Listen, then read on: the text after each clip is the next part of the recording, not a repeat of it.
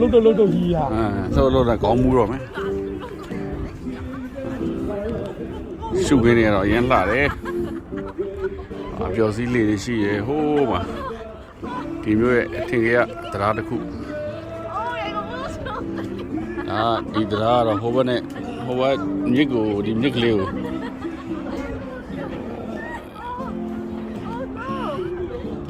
ဖြတ်သွားဖို့ထိုးရတဲ့တရား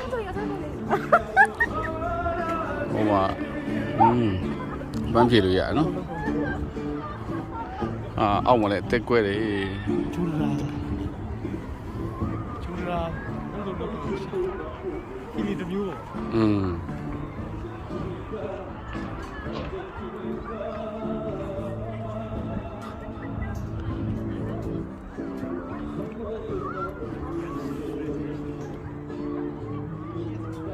ဟိုဘက်မှာကစားကွင်း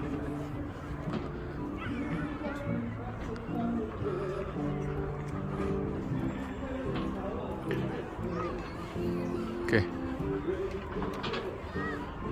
အောင်ကြီးရောက်တဲ့ရသွားနေတယ်အိုးခုမှလက်ဆက်လေးကိုခုမှကောင်းရှူသွားလက်ဆက်လေးရေဟောလက်ဆက်လေးပဲ